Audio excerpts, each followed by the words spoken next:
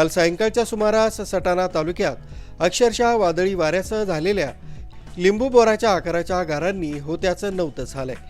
गहू आडवा झाला तर या भागातील प्रमुख कांदा पिकाला मोठा फटका बसलाय। काढणीला आलेला उन्हाळी कांदा नेस्तानाबूत झालाय। उन्हाळी कांदा हा या प्रभागातील महत्त्वाचं पीक आहे। त्यावर बळीराजाचं वार्षिक गणित अवलंबून असतं। हे आहेत शैलेश वाघ यांनी जवळपास 7 एकर कांद्याची लागवड केली होती। महागडी औषध फवारणी करून त्यांनी पोटच्या मुलाच्या जीवापाड कांदा जपला होता। त्याला एकरी 70,000 रुपये खर्च आला। असा त्यांना 5 लाख रुपये खर्च आला होता। 8 ते 15 दिवसांनी कांदा काढणीला होता। मात्र गारपिटीनं होत्याचं नव्हतं झालंय।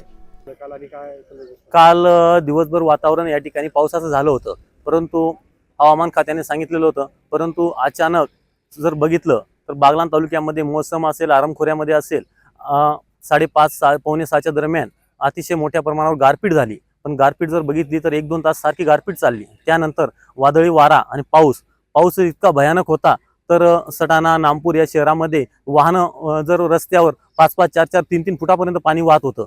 आणि त्या ठिकाणी जर आम्ही शेतकऱ्यांचं बघितलं तर आज आमचा कांदा 5-6 दिवसात निघणार होता। सर्व कांदा आता अंतिम टप्प्यात आलेला होता।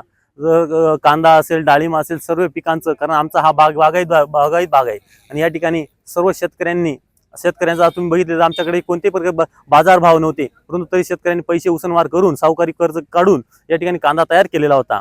आणि आज कांदा काढण्याची वेळ आणि निसर्गाचा कोप त्या ठिकाणी निर्माण झाला आणि पूर्ण कांदा या ठिकाणी पूर्ण सडला आणि पूर्ण आता शेतामध्ये पाणी निघत नव्हतं, एवढं पाणी होतं असतं। आता जर बघितलं तर सर्व कांद्यांना आता या ठिकाणी रोटावेटर मारावं लागेल आणि पूर्ण कुटुंब चालवायचं कसं अशी मोठी परिस्थिती आज शेतकऱ्यांसमोर निर्माण झालेली आहे। म्हणून शासनाला एवढीच विनंती आहे की शासनाने या ठिकाणी गांभीर्याने दखल घेतली पाहिजे आणि शेतकऱ्यांचा जोही खर्च असेल तेवढाही आम्हाला मिळाला तरी आम्हाला थोडंसं शासनाचा हातभार लागेल। म्हणून मी शासनाला एवढी कळकळीची विनंती करतो की याची गंभीर दखल घेतली पाहिजे। शैलेश वाघ, सटाणा। कांद्याप्रमाणेच डाळिंब पिकाला मोठा फटका बसलाय। त्यापैकी हा आहे तरुण शेतकरी शुभम गांगुर्डे याने 4 एकर डाळिंब लागवड केली। त्यासाठी त्यांना 5 ते 6 लाख रुपये खर्च आला होता। डाळिंबाचे उत्पादनही चांगल्या प्रतीचं आलं होतं। उन्हापासून संरक्षणासाठी त्यांनी कागदाची आवरणही केली होती। आजच्या बाजारभावाप्रमाणे त्यांना कमीत कमी 23 ते 25 लाख रुपयांचं उत्पादन अपेक्षित होतं। मात्र काल झालेल्या गारपिटीनं डाळिंब अक्षरशः झाडावरच फुटून गेल्यानं एका रात्रीतच त्यांचं स्वप्न धुळीस मिळालंय। काल कशा पद्धतीत पाऊस आला, तुम्ही काय एकंदर नुकसान झाली, किती भागाला खर्च केला होता आणि आता काय अवस्था? काल 4 वाजेच्या दरम्यान पाणी चालू झाला। वादळी वाऱ्यासह गारांचा पण खूप मोठ्या प्रमाणात गारा आल्या। या डाळिंब प्लॉटला धरून कमीत कमी 2.5 ते 3 महिने झालेले होते सेटिंग होऊन। 100-150 ग्रामची साईज होती याची। गारांनी पूर्णपणे 100% नुकसान केलंय।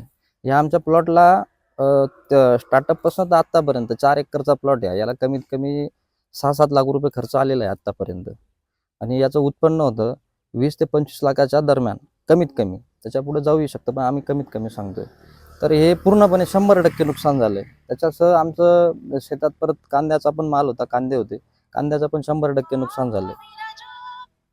काय अपेक्षा होती? काय अपेक्षा काही नाही सरकारकडनं, कारण की पावसाळ्यात पण अतिवृष्टीमुळे तेव्हा पण असंच झालं, बाग प्लॉट सर्व फेल गेले। आता सरकारकडनं एवढीच अपेक्षा आहे की जेवढं होईल तेवढी मदत करावी, तेवढे पंचनामे करून जी आमची नुकसानची भरपाई आहे ती व्यवस्थित पार करावी त्यांनी। नुसतं आश्वासन देऊन काही उपयोग नाही सरकारने, पण सरकारने समक्ष येऊन बघावं की नुकसान काय झाले शेतकऱ्यांचे। असं सरकारने याच्यावर काहीतरी निर्णय घ्यावा, ठोस निर्णय घ्यावा, लवकरात लवकर घ्यावा। इथं शेतकरीचं पूर्णपणे खच्चीकरण होणार अशा प्रमाणे। माझं नाव शुभम गांगुर्डे। गारपिटीनंतर मंत्री दादा भुसे, आमदार दिलीप बोरसे तसंच शासकीय अधिकारी नुकसानग्रस्त शेतकऱ्यांच्या बांधावर पोहोचले। शेतकऱ्यांच्या नुकसानीची पाहणी करून मदतीचं आश्वासन दिलंय। काल आपल्या सटाणा बागलाण तालुक्याच्या भाक्षी आणि पंचकृषीमध्ये आणि अनेक गावांमध्ये मोठ्या प्रमाणात गारपीट, अतिवृष्टी, वादळी वारा यामुळे शेतकऱ्यांचं मोठ्या प्रमाणात नुकसान झालेलं आहे। आज जर आपण बघितलं तर मोठ्या प्रमाणात कांदा असेल, डाळिंब असेल, द्राक्ष असेल या पिकांचं नुकसान त्या ठिकाणी झालेलं आहे। पंचनामे करण्याची सूचना केलेली आहे आणि सर्व अधिकारी या क्षणाला फील्डवर आहेत. मला वाटतं की अशा प्राप्त परिस्थितीमध्ये हा संपूर्ण अहवाल माननीय मुख्यमंत्री महोदयांच्या माननीय उपमुख्यमंत्री महोदयांकडे आम्ही सुपूर्द करू आणि लवकरात लवकर या नुकसानग्रस्त शेतकऱ्यांना त्या ठिकाणी मदत मिळाली पाहिजे अशा प्रकारची मागणी उद्याच कॅबिनेटमध्ये त्या ठिकाणी केली जाईल. काही शेतकरी बांधवांनी चांगल्या सूचना पण त्या ठिकाणी केलेल्या आहेत. उदाहरणार्थ द्राक्षाच्या संदर्भामध्ये जे काही प्लॅस्टिक आच्छादन आहे त्याचं क्षेत्राचा निकष काढला पाहिजे आणि एक महत्त्वाची सूचना शेतकऱ्यांनी केलेली आहे की ऑनलाईन जे पीक नोंदणी करायची आहे ते सर्व्हर पीक पाहणी तर ते सर्व्हर ते स्वीकारत नाही आणि म्हणून फिजिकली जी पीक आज अस्तित्वात आहे त्याचं ती पीक नोंदणी केली पाहिजे अशी एक मागणी आहे.